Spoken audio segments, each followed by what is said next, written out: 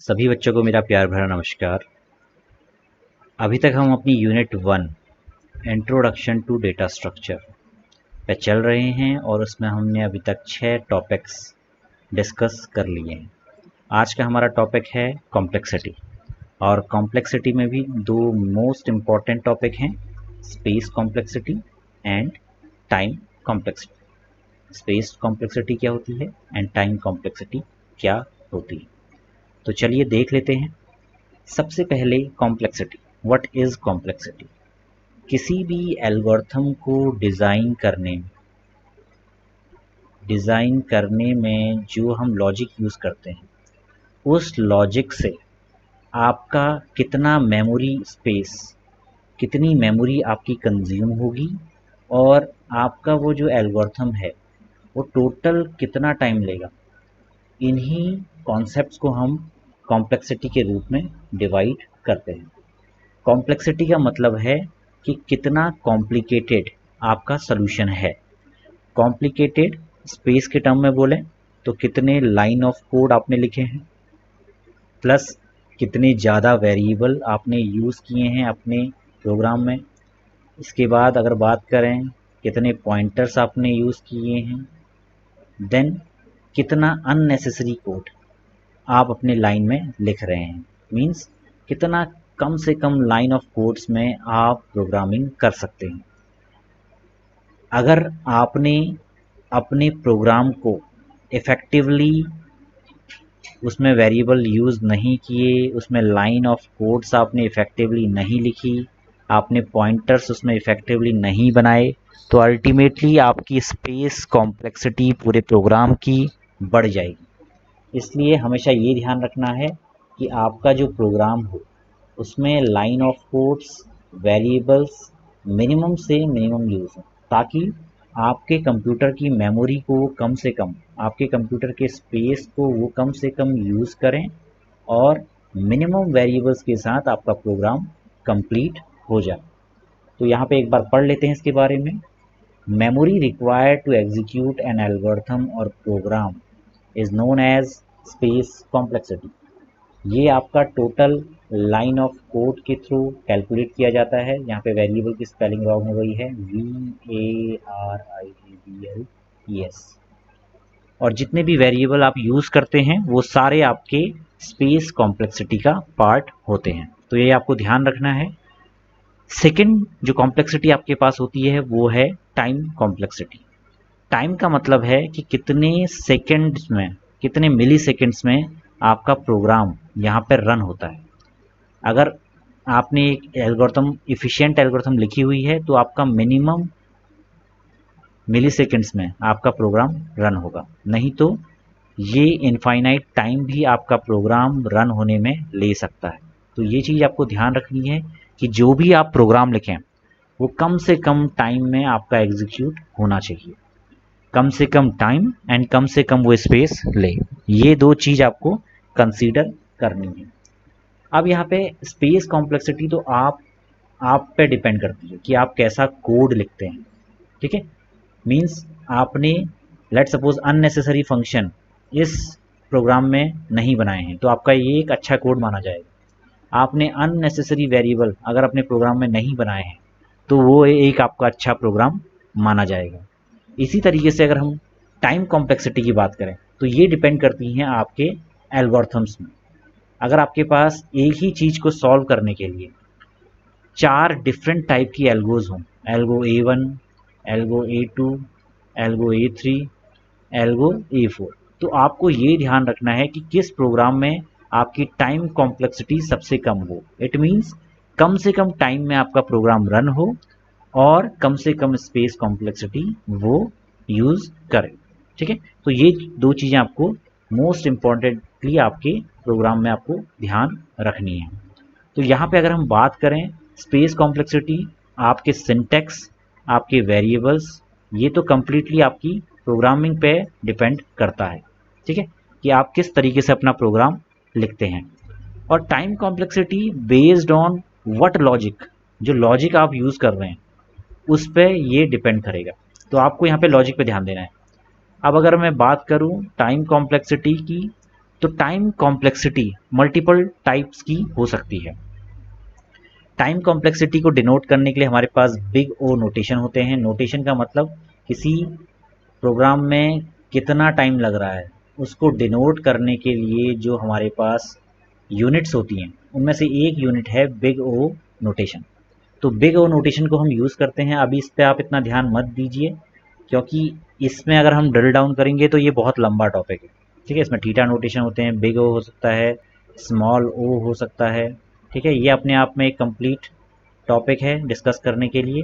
तो इस पे ध्यान ना देते हुए आप सिंपली ये ध्यान रखिए कि कितनी किस किस टाइप की हमारी कॉम्प्लेक्सिटी कैसे कैसे हमारी वेरी करती है।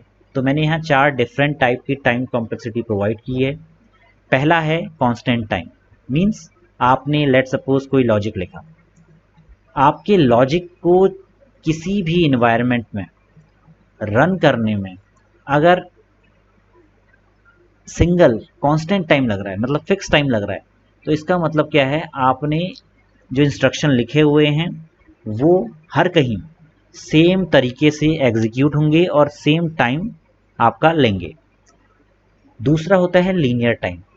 लीनियर टाइम का मतलब है अगर आपने कहीं पे लूप्स का यूज़ किया हो, आपने फॉर लूप यूज़ किया हुआ है, तो आपने ये लूप लेट सपोज 10 बार चलाया, तो आपकी कॉम्प्लेक्सिटी क्या हो जाएगी, n times. Means here we have a number n and n की वैल्यू क्या है 10, तो आपकी कॉम्प्लेक्सिटी क्या हो जाएगी 10 मिली सेकेंड। मीन्स आपका फॉर लूप 10 बार चला तो आपको 10 मिली सेकेंड यहाँ पे आपके यूज़ हो रहे हैं।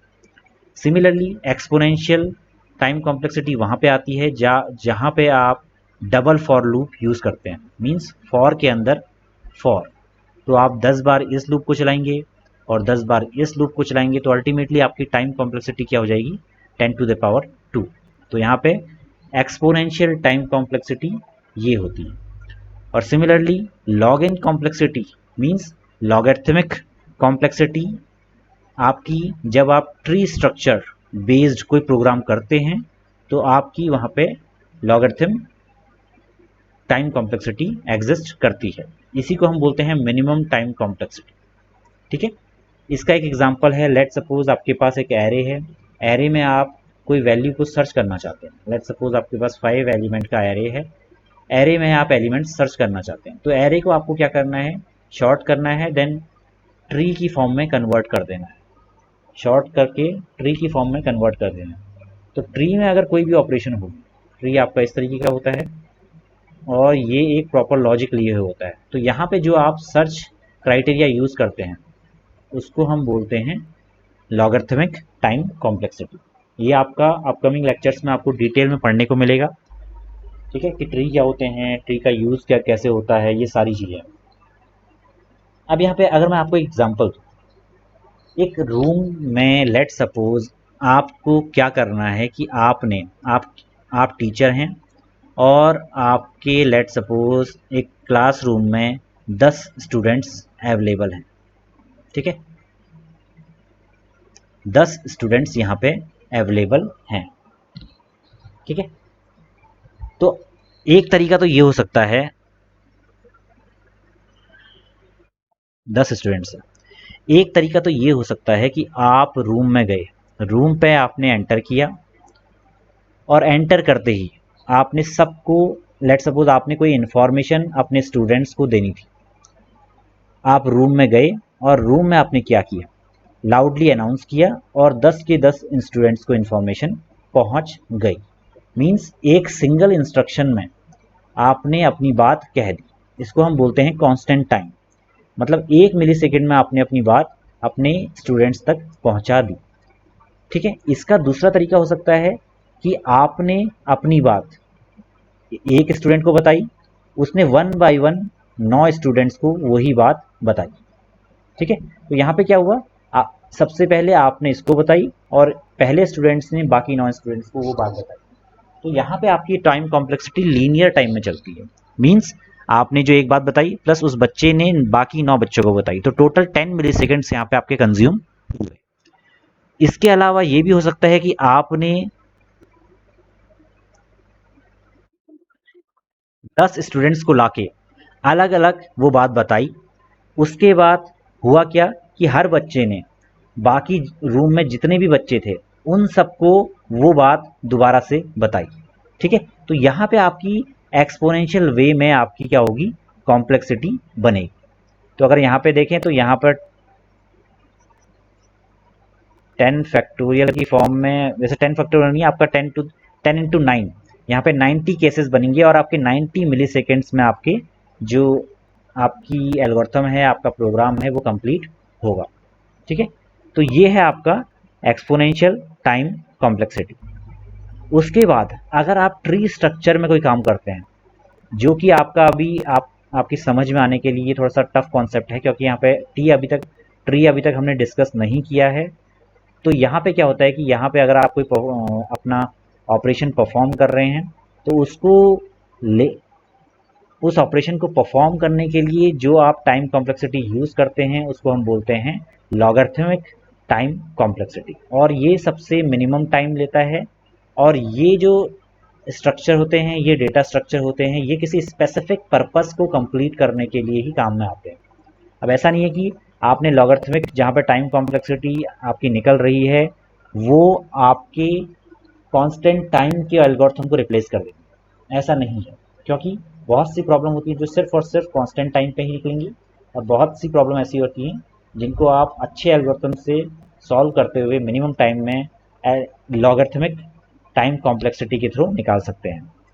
इसका सिंपल एक एग्जांपल दूं, लेट सपोज आपको 2 नंबर का सम करना है, तो आपने क्या किया, 2 वेरिएबल लिए ए एंड बी, तीसरे वेरिएबल सी में आपने क्या किया, ए प्लस बी आपने इंसर्ट कर दिया। तो ये है कांस्टेंट टाइम, मींस आपने एक सिंगल इंस्ट्रक्शन यहाँ पे लिखा है, और यहाँ पे कोई लूप, ना कोई स्पेशल प्रोसीजर यूज हो रहा है, ना कोई स्पेशल इंस्ट्रक्शन यूज हो रहा है, सिंपल इंस्ट्रक्शन है और सिंगल लाइन में आपका एग्जीक्यूट हो रहा है। अगर लेट सपोज मैं आपसे बोलूं कि आपको यहाँ पे एक नंबर की टेबल प्रिंट करवानी है, तो आपने फॉर लूप लिया, आई की वैल्यू 1 से लेके आई की value less than equal to 10 तक ली और आई को प्लस प्लस किया, और उसके बाद आपने क्या किया, यहाँ पे जो आपका नंबर था n इंटू आई, इसको यहाँ पे आपने प्रिंट करवा दिया अपने फॉर लूप के अंदर। तो आपका क्या होगा, 10 बार ये लूप चलेगा और आपका टेबल प्रिंट हो जाएगी। तो इस कॉम्प्लेक्सिटी को बोलते हैं लीनियर टाइम कॉम्प्लेक्सिटी। मीन्स एक लीनियर टाइम में जितनी बार आपने इंस्ट्रक्शन, आपने फॉर लूप के अंदर जितने नंबर्स दिए हैं, आई की वैल्यू मैक्सिमम जितनी दे रखी है, तो उतने टाइम में आपका प्रोग्राम एग्जीक्यूट होगा। इसके बाद है एक्सपोनेंशियल। तो अगर आप मैट्रिक्स के प्रोग्राम देखें, तो मैट्रिक्स के प्रोग्राम में आप आई को let suppose from value 0 to 2 use करते हैं, और ऐसे ही अंदर के फॉर लूप में आप for j is equal to 0 to 2 आप यहाँ पे चलाते हैं। तो आपका जो टोटल प्रोग्राम होगा वो 9 बार रन होगा और आपको एक 3x3 यहाँ पे मैट्रिक्स मिल जाएगी। तो ये है आपका एक्सपोनेंशियल टाइम। ठीक है, जहाँ पे आपके 2 फॉर लूप मिनिमम लगते हैं। अगर आपने 3 यूज़ किए तो एक्सपोनेंशियल टाइम यहाँ पे n की पावर 3 हो जाएगा। इसी तरीके से आपका ये लूपिंग बढ़ते रहेगी और आपका एक्सपोनेंशियली टाइम भी बढ़ते रहेगा। और लॉगरिथमिक टाइम जो आपकी कॉम्प्लेक्सिटी होती है वो वहाँ पे यूज़ होती है जहाँ पे आप tree based structure generally use करते हैं। कॉम्प्लेक्सिटी का मतलब कितने टाइम में आपका प्रोग्राम रन होगा। तो टाइम कॉम्प्लेक्सिटी जितनी कम से कम हो उतना बेहतर रहेगा, उतना यूज़फुल रहेगा आपके प्रोग्राम्स के लिए, और आप उतना इफ़िशियंट प्रोग्राम बना सकते हैं। जो आपका लॉगरिथमिक टाइम होता है वो सबसे मिनिमम होता है, मगर ये कुछ स्पेसिफिक प्रॉब्लम्स को सॉल्व करने के लिए यूज़ में लाया जाता है। तो ये 4 चीज़ें आपको ध्यान में रखनी है जब भी आप टाइम कॉम्प्लेक्सिटी का जिक्र करें। और स्पेस कॉम्प्लेक्सिटी प्योरली आपके सिंटैक्स पे डिपेंड करती है कि आप कैसे वेरिएबल्स, कैसे फंक्शंस का यूज़ करते हैं। तो आज के लेक्चर में हम कॉम्प्लेक्सिटी के बारे में हमने पढ़ा। यहाँ पे हमने 2 टाइप की कॉम्प्लेक्सिटी हमने पढ़ी, space complexity and time complexity. तो आज के लेक्चर में इतना ही था। आज के लेक्चर को हम यहीं पे फिनिश करते हैं। अगर वीडियो पसंद आया तो वीडियो को लाइक कीजिए, मैक्सिमम शेयर कीजिए। कोई क्वेश्चन है तो कमेंट बॉक्स में आप पूछ सकते हैं। Thanks for watching this video and channel को सब्सक्राइब कीजिए, बेल नोटिफिकेशन प्रेस कीजिए ताकि मैक्सिमम अपडेट्स आप तक पहुंच सकें। हमारे एक टेलीग्राम चैनल को भी आप ज्वाइन कर सकते हैं जहां से आप अपडेट्स एंड नोट्स प्राप्त कर सकते हैं, और अगर कोई क्वेरी है तो हमारी जीमेल आईडी पे भी आप भेज सकते हैं। इसके अलावा हमारा फेसबुक पेज भी है, फेसबुक पेज पे भी आप विजिट कर सकते हैं।